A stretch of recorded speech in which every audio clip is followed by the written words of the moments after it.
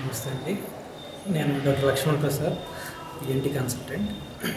ఈరోజు చిన్నపిల్లల్లో వచ్చు చెవి, ముక్కు, గొంతు సమస్యల గురించి మాట్లాడుకుందాం. సాధారణంగా చిన్నపిల్లల్లో వయసును బట్టి మనం కొన్ని ఈఎన్టీ సమస్యలని గుర్తించవచ్చు.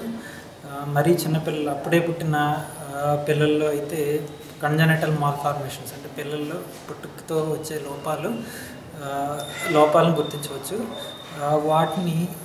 వాటి వల్ల సాధారణంగా చెవిలోనైతే వినికిడి లోపాలు కావచ్చు, లేదంటే బయట చెవి భాగం అంతా డెవలప్ అవ్వకుండా బయట చెవి అనేది లేకపోవడం, లేకపోతే మధ్య చెవి భాగంలో ఎముకలు డెవలప్ అవ్వకపోవడం, ఇలాంటి లక్షణాలు ఉండొచ్చు. అలాగే ముక్కుకు సంబంధించినవి అయితే ముక్కు నుంచి గొంతుకి ఉండే జంక్షన్ దగ్గర కనెక్షన్ అది ఏర్పడకపోవడం, అంటే కోయినల్ ఎట్రీషియా అంటాం.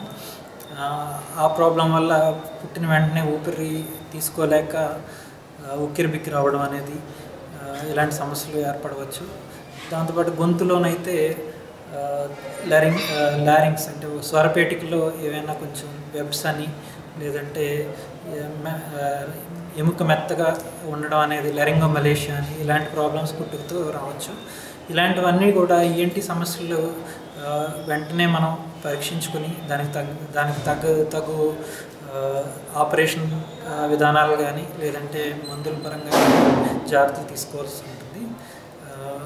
దాంతోపాటు కొంచెం ఎదిగే క్రమంలో కొంతమంది పిల్లలు చెవిలో కానీ, ముక్కులో కానీ, గొంతులో కానీ ఏమైనా చిన్న చిన్న పూసలని, లేదంటే చిన్న చిన్న సీడ్స్ గింజలని, ఇలాంటివి ఏదైనా పెట్టుకోవడం లేదంటే మింగడం జరుగుతుంది.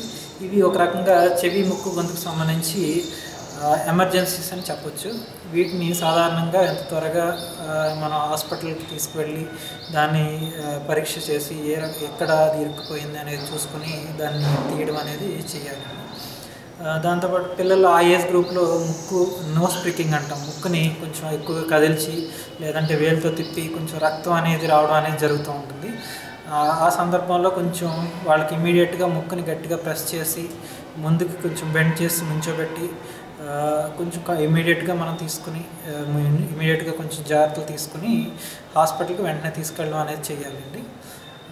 దీంతో పాటుగా కొంచెం ఏజ్ పెరిగే కొలది చెవిలో కావచ్చు, ముక్కులో కావచ్చు, లేదంటే సాధారణంగా ఏమన్నా చీము లేదంటే ఇన్ఫెక్షన్ రూపంలో, లేదంటే జ్వరాల రూపంలో బయటపడవచ్చు. చెవి అయితే ఏమైనా సిఎస్ఓ ఏమంటాం, చెవిలో చీము కారడం, ఇలాంటి సమస్యలకి ఏమైనా మనం మందుల వాడకంలో కానీ, లేదంటే ఒక్కొక్కసారి ఆపరేషన్ రూపంలో కానీ పరిష్కారాలు ఉంటాయి.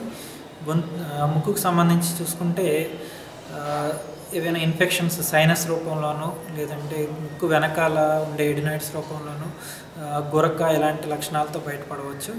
వాటిని కూడా మనం మందుల ద్వారా కొన్ని సందర్భాల్లోనూ, ఏదైనా ఆపరేషన్ల ద్వారా కొన్ని సందర్భాల్లోనూ మనం పరిష్కరించుకోవచ్చు. గొంతులో కూడా చూసుకున్నట్లయితే మనం గొంతులో టాన్సిల్స్ అని, ఇవి సర్వసాధారణంగా చూసే ఈఎన్టీ ప్రాబ్లమ్స్. వీటిని కూడా స్టేజ్ని బట్టి ఏమైనా ఇన్ఫెక్షన్ ఎక్కువగా ఉండి విపరీతంగా యాంటీబయాటిక్స్ అవి వాడాల్సిన సిచ్యుయేషన్స్ ఉన్నాయంటే మనం దాన్ని మందుల ద్వారానో లేదంటే ఆపరేషన్ల ద్వారానో పరిష్కరించుకోవచ్చు. ఇవన్నీ సర్వసాధారణంగా మనం ఫేస్ చేసే చెవి, ముక్కు, గొంతు సమస్యలు చిన్నపిల్లలు వచ్చేవి. ఇది చాలా బ్రాడ్ టాపిక్ కాబట్టి మనం కామన్గా వచ్చే టాపిక్స్ గురించి ఈరోజు